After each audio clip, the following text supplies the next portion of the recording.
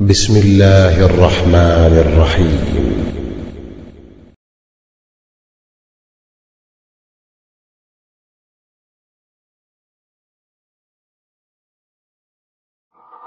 Ramadan, a month of maghfirah, forgiveness.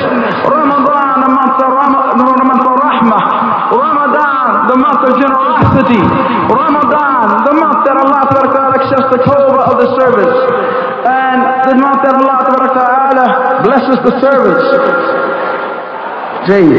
We are in need of Ramadan to correct ourselves, for we have forgotten Allah for the majority of the year.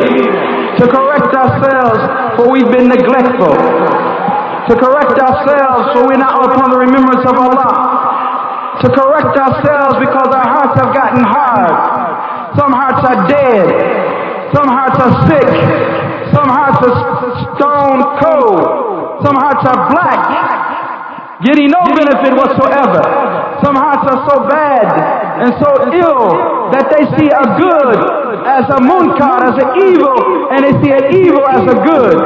Things are totally out of whack. Things are not as they should be. We need a Ramadan. We need a Ramadan because our connection with Allah is not correct. We need a Ramadan because we don't have any khushu or devotion in our salat. We need a Ramadan because our Quran has dust and is sitting on a shelf.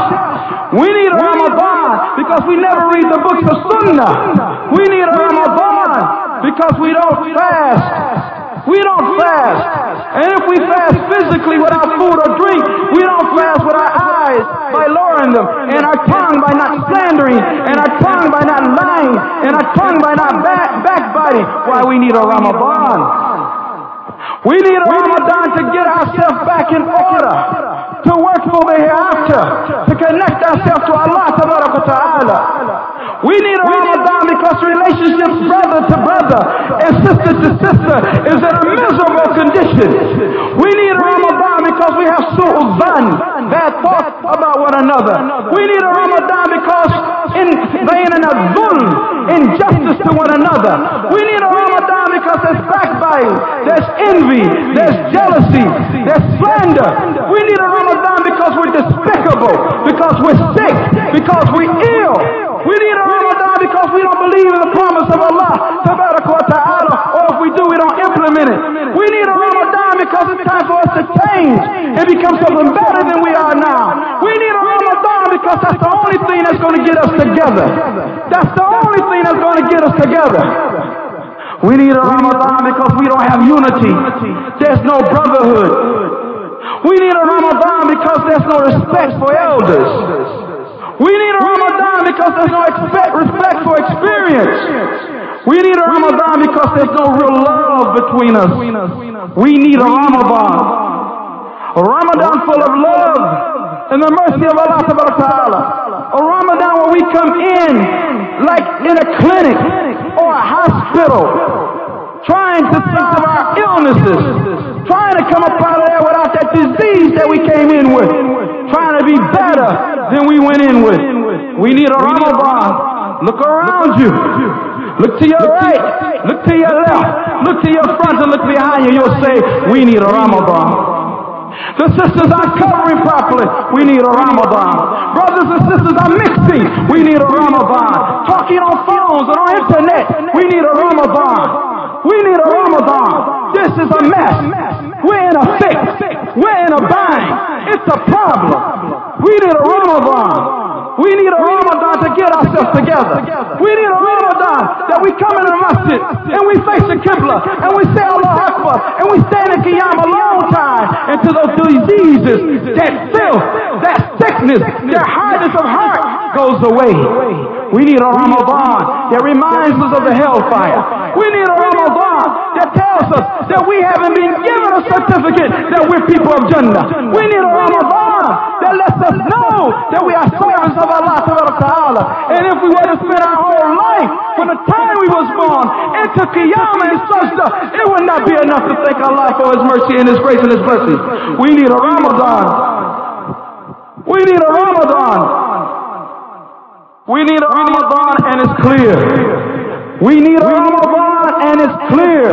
If there's any fear of Allah left in the heart, if there's any hope for the Jannah left in the heart, if there's any desire to change and to be better and to be righteous, to come to the level of ihsan, to come to the level, if you can't do that, of a mu'min, to be taqi, fearing Allah, you know you need a Ramadan. We need a Ramadan, a month of tawbah. We need a Ramadan, a month of maghfirah. We need a Ramadan to correct our behavior. We need a Ramadan to correct the differences and the difficulties and the envy and the jealousy and the bad relations between one another. We need a Ramadan to understand that we have been committing injustice to one another. And that the Prophet ﷺ said, "Al-Dhulm, injustice, dhulumat yawm al-qiyamah, will be changed physically into darknesses on the day of judgment." We need a Ramadan to understand that hadith, fear the dua of the one who's been done injustice.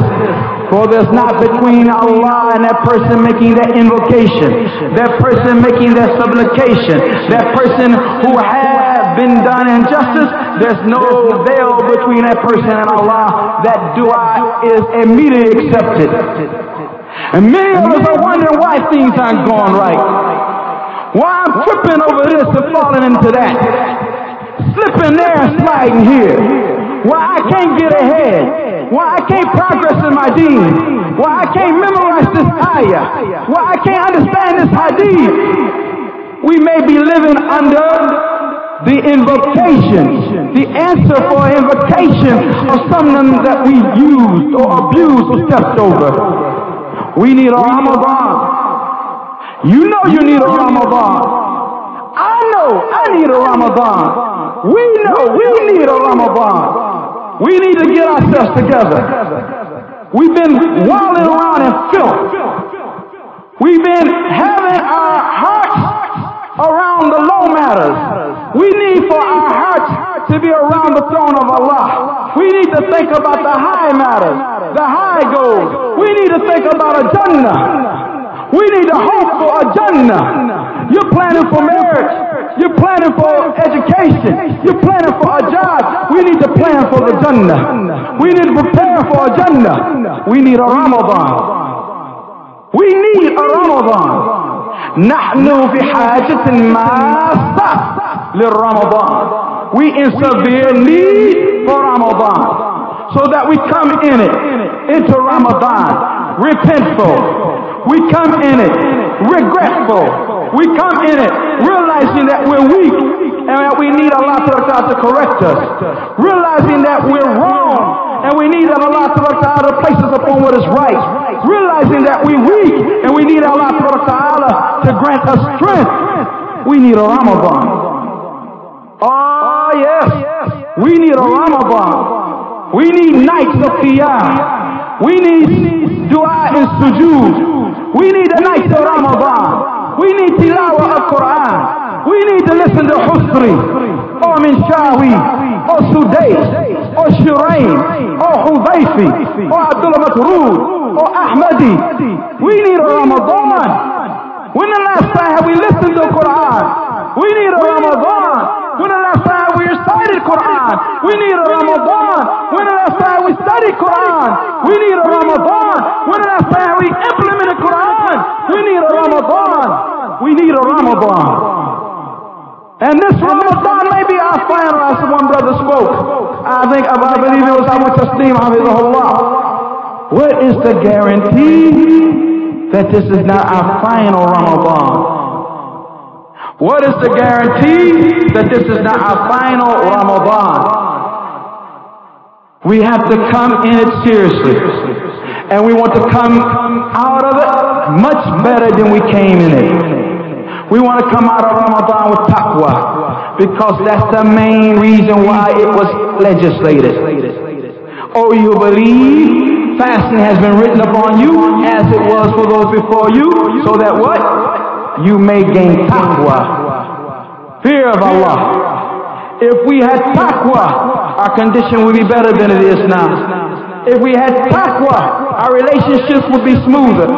If we had taqwa, father to son who was Muslim, sister to brother who was Muslim, uncle, aunt to niece or nephew who's Muslim, husband or wife that are Muslims, the relationship will be better if it's based upon taqwa. And we can achieve taqwa through the month of Ramadan. We can achieve taqwa through the month of Ramadan. I don't believe that our hearts are that hard. I don't believe that we can't change. I don't believe that because some of us was taught hatred over the last 10 years, we can't learn to love. And because we were taught deceit and deception, we can't learn to trust. I don't believe it. I don't believe that many of those brothers who have left circumstances physically, but have the teachings and the behavior that they had while they was up there, that they can't change. That just as they physically remove their bodies from a fitna, and physically remove their bodies from a mistake, physically remove their body from foolishness, that their hearts have to follow. Bi-idhnillahi ta'ala, their hearts have to follow. We need a Ramadan. We need a Ramadan to be as the Prophet ﷺ was. That he was the most generous. He was generous in general, and he was more general in the month of Ramadan. Like a wind, spending, giving to his right, giving to his left, giving in front of him, giving behind him, giving. Anyone came to him, he gave. He gave without them asking. We need a Ramadan. We need to inculcate these qualities. We need to control our desires. We need to control our tongue. We need to control our limbs. We need to learn self-discipline. We need to learn control. We need to control our tongues. We need to control our anger. We need a Ramadan. And how we come in that Ramadan so that it doesn't become something of habit, something that's just tradition, something that we go in and we're more despicable, just as despicable as we were when we went in. We have to change. We have to change. We have to change our conditions. We have to change our connection with Allah Ta'ala. For how light is the people in the view of Allah when they disobey Him. This is what was said by one of the Sahaba when Persia fell to the Muslims, and he had the crown of the Persian king in his hand, and all of their people who was part of the court of the Persian rulers, and everyone around was being led as prisoners of war. He looked at them and he cried. He said, how light they are. How light they are with Allah Ta'ala. How Allah does not even consider them of anything once they disobey Him. And the Prophet Sallallahu Alaihi Wasallam said, I have been sent before the hour. Be safe with the sword. And my provision has been provided for me under the shade of my spear. And sighar, humiliation, has been written on anyone who goes against my orders.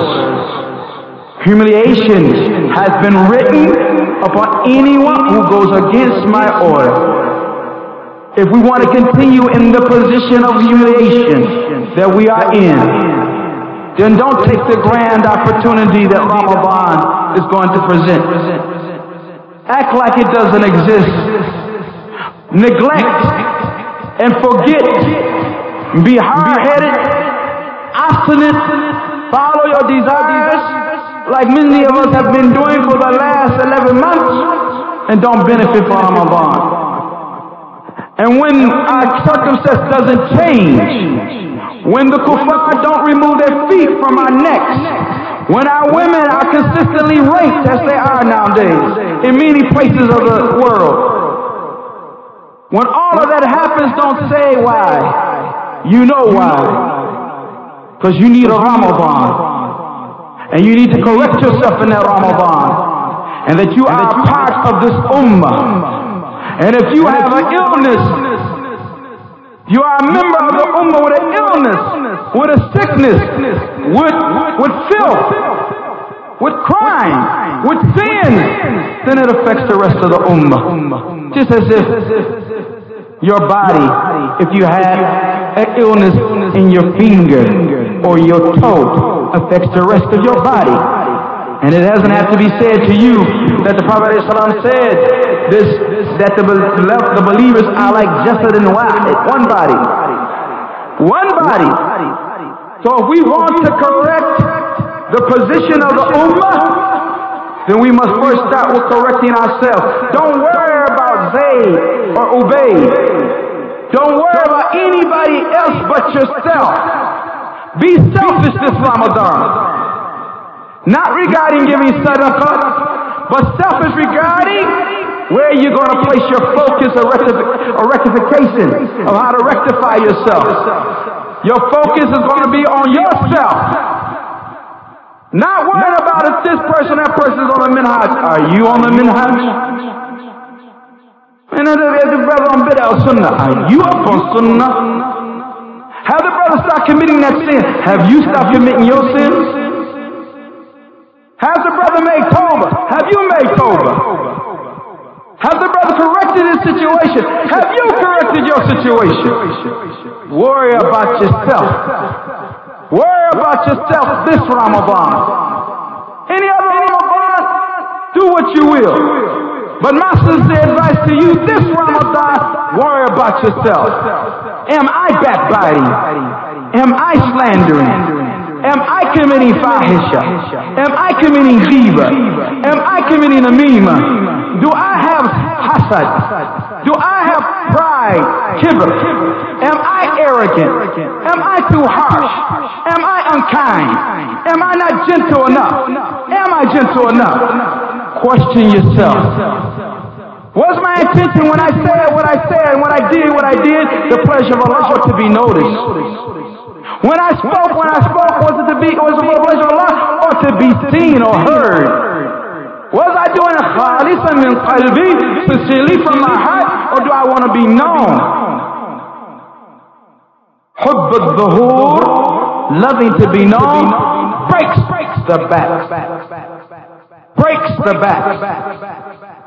Be mukhlis, be sincere. Be like that servant of Allah that is in the hadith that is related in the book of Kitab al-Tawheed, which is authentic, this hadith of the soldier whose head is disheveled and who's barefooted and dirty, but he's sincere to Allah. If he's placed in the rear of the army, he's pleased with that. And if he's placed in the front of the army, he's pleased with that. His goal is Allah tabaraka wa ta'ala. Not where I sit, not us and them, not you and I, but his brothers and sisters. It's the servants of Allah. It's the believers. It's the Muslims. It's the Salafiyun. It's Ahl al-Athar. It's Ahl al-Sunnah. It's Ashab al-Hadith. No one's bigger and no one's lower. And no one wants to step over anyone or should desire that. All of us should be working for the pleasure of Allah tabaraka ta'ala. And if we don't, we have an illness which is riyah, doing things to be seen, or sum'ah, doing things to be heard, and we need a Ramadan to correct that behavior. If we're finding that we talk to sisters too much, we need a Ramadan to learn to stop talking to those who's not halal for us to talk to. And we find that we're mixing too much. We need a Ramadan to stop mixing with those who we're not supposed to mix with. We find that there's jealousy in our heart, vengeance in our heart, distrust in our heart for other Muslims, based upon nothing but what shaitan whispers to us or what our nafs wants. We need a Ramadan. We need a Ramadan We got all the good in front of us when we had the book of Allah Ta'ala and the sunnah of the Messenger sallallahu alayhi wa sallam and the fahm al-salaf salih and a connection to the inheritance of the Prophet the ulama. We got all good in front of us, but we're like that individual who has a disease and has the prescriptive medicine right in front of him, but he refuses to open the package, let alone read it, let alone take it. We need a Ramadan. Our condition won't change. We need a Ramadan. We'll continue to complain. We need a Ramadan. We'll be forever in pain. We need a Ramadan. We'll go insane. We need a Ramadan. You and I. And why can't we lift up, roll up our sleeves? Why we have to beat the hands of one another? Why we have to step on somebody to get somewhere? Why do we have to step on our brother?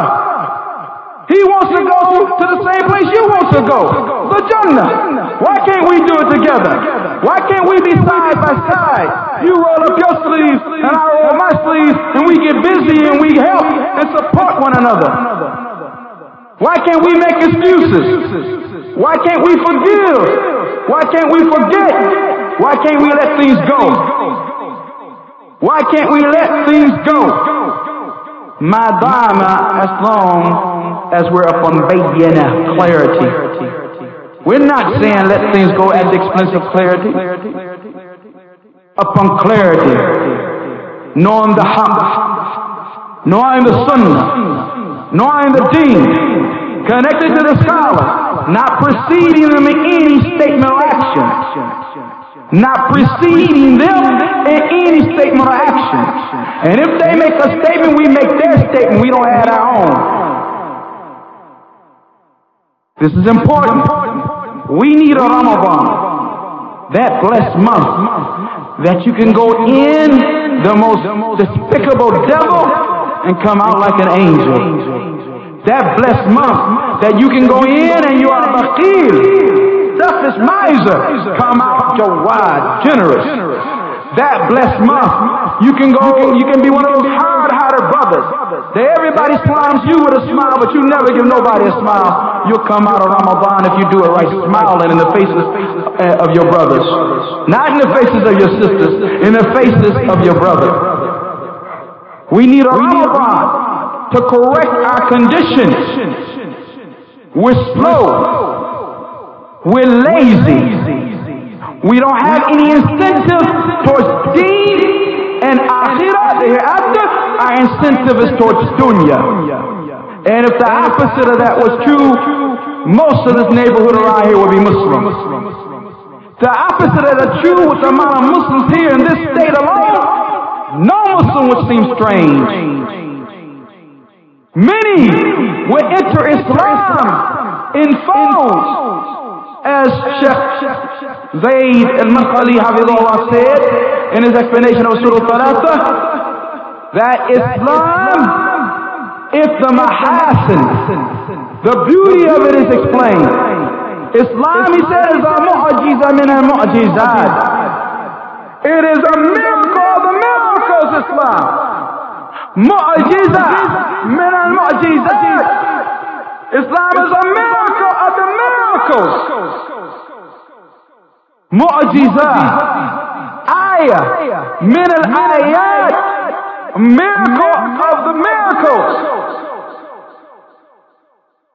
It is that when it is presented to the heart, when it is presented to people, and is done in the right way, what happens? They enter Islam afwajan, in the multitudes.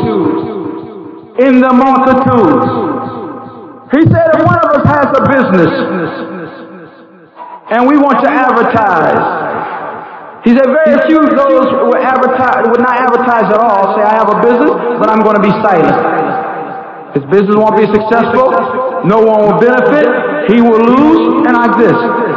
Generally the business person gets a good advertisement. He may use the print media, he may use the radio, audio media, he may use television, whatever, to get his advertisement, his da'wah. his call out so that the people will come. And he mentions in the most beautiful way. And it has the most beautiful of expressions. This is what he does. The Sheikh said, if we were to do that with Islam, show its beauty, explain its mahasin, its beauty, it is the natural fitrah of the person, unless his fitrah has been polluted, that he wants Islam. He wants to know why he's here upon earth. He wants to know his creator. He wants to have a connection with his creator. He wants to know the purpose of his existence. But who will explain it to him or her? Who will tell them? Who will open up those hearts? It's supposed to be us. Those of us who can't express ourselves, what about our actions? If the person sees you're truthful, why are you truthful? Because Islam teaches truth. That you must be truthful. And that is a high martaba, being truthful. A siddiqiyya, or being min a siddiqi, is the one is the only martaba, the only level that's after the prophets. First level that's after the prophets, rather. Closest to the prophet's station is those who are the siddiqeen, the most truthful. So you be truthful because of that. You keep your word because of that. You are gentle. You are nice. You have good behavior. You have good etiquette. You have good deportment. They come to Islam. They come to Islam afwajan. Afwajan, brothers. So if you don't see them doing it, it's because we're not doing what we're supposed to do. If we were doing what we were supposed to do, we would probably have to have this type of fundraiser at one of those football stadiums. If we were doing what we were supposed to do, the people would hear Islam upon the radio. They would see articles written in the papers regularly. They would see good behavior. They would see kindness and gentleness and patience and forbearance. They would see the qualities and characteristics of Mustafa sallallahu alayhi wa sallam if we was on our job. But we're not. We're not. Not the male or the female. Not father or mother or child. We're not on what we're supposed to be upon. We're not on what we're supposed to be doing. We need a Ramadan. We need a Ramadan to clarify our situation. We need a Ramadan to heal our condition. We need a Ramadan to put us in position. We need a Ramadan to give this ummah a rebirth. To give this ummah air. This ummah is like someone lying, and the ambulance comes, and the workers get out and they place something over the mouth, and they start beating at their heart.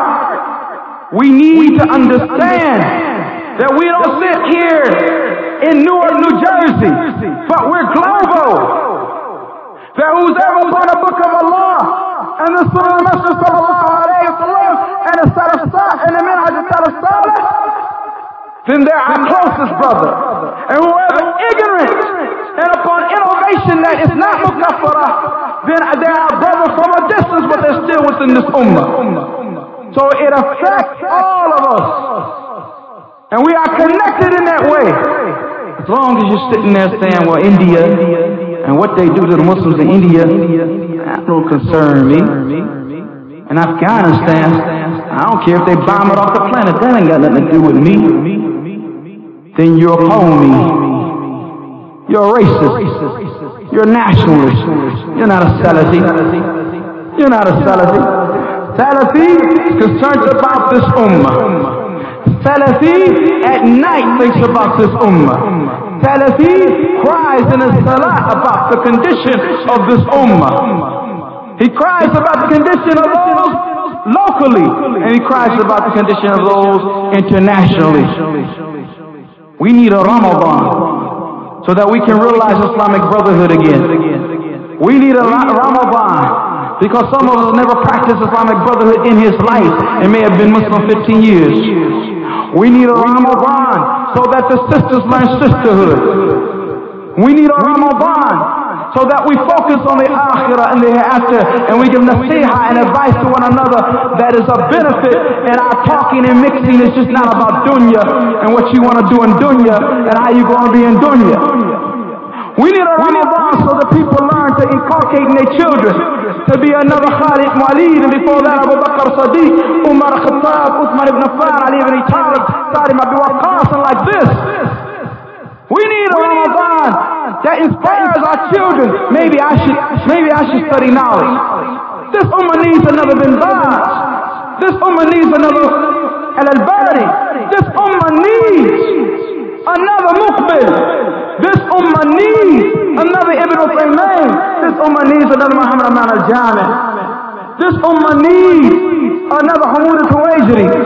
This ummah needs another Umar Falata. This ummah needs another Abdul Razak Afifi. This ummah needs another Hammar Ansari. This ummah needs all of those and more. You're going to tell me that none of them can come, or no one like them can come from our lineage, our families? None of them can come from us? That everybody that comes from us got to be goofy?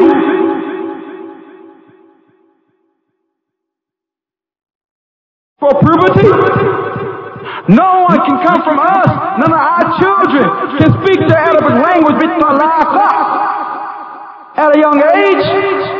None of us can put in the hands of our children books that will be beneficial to the ummah. Have a love that cannot be imagined for reading them. The same love that these kuffar have for Harry Potter and their imaginary books. Our hope is low. Our goal or our desire is low. We low. We're supposed to have high goals. We're supposed to be looking at Abdul Rahman of our children saying, you might be Sheikh Nasser for this ummah. We're supposed to say, well, I'm listening to Huzaifi and Sudais and Shuraim, but that could be you leading the Salat in the Haram. We're supposed to have high goals. But until we brush off the dust, the foolishness of the Jahiliyyah, the hastiness of youth, and that doesn't have to do with age.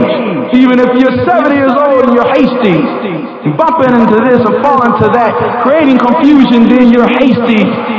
The hastiness of youth, the bad characteristics that we have, we got to get rid of them. We got to change our conditions. Change our conditions. Change our conditions. We need a Ramadan. We need a Ramadan. We need qiyam at night. We need recitation of Quran. We need to sit together and talk together only about deen. We've talked enough about dunya. We need to worry about our status in the akhirah, in the hereafter. We need to wake up. Istayqidh ya na'im. Wake up, O sleepy one. Istayqidh ya na'im. Wake up, O sleepy one. Your slumber has been too long. You got to wake up. Get yourself a wudu. Place yourself in pocket. Get within the line. The caravan of Muhammad ibn Abdullah sallallahu alayhi wa sallam. Abu Bakr as-Siddiq, Umar ibn Khattab, Uthman ibn Affan, Ali ibn Talib. You got to get with it. You got to get with Ibn Taymiyyah, Al-Zahabi, Ibn al-Qayyim, Al-Jawziyyah, Al-Shawkani, Muhammad al-Wahhab. You got to get with it. You got to get with Abdul Aziz bin Baz, Muhammad Nasruddin al-Albani, Ibn Uthaymeen. You got to get with it. How long we going to stay asleep? How long we going to stay sick? How long we going to be unsettled? How long we going to have our problems? How long we not going to have unity? How long we going to have problems? We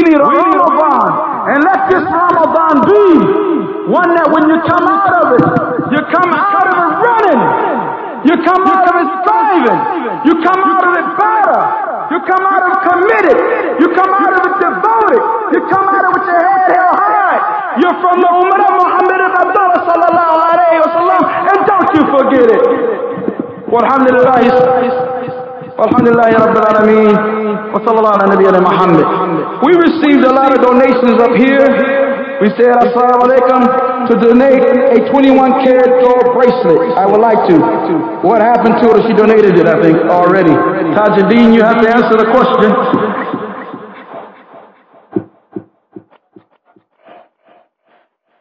Even though the fur coat once belonged to my cousin, may Allah grant her Jannah Firdaus, I donate the coat because I have the money to, I don't have the money to give. I was going to sell the coat for $350. I don't know who said the coat should sell for $1,000, but if it wasn't the set price. However, the brother was going to purchase the coat for $500. I'd rather see him pay the $500 rather than the coat not get sold at all. Jazakallah khair. Then there's some portions of fatwa regarding fasting, and I guess those will be answered at another time. هذا ما عندي وصلى الله على نبينا محمد.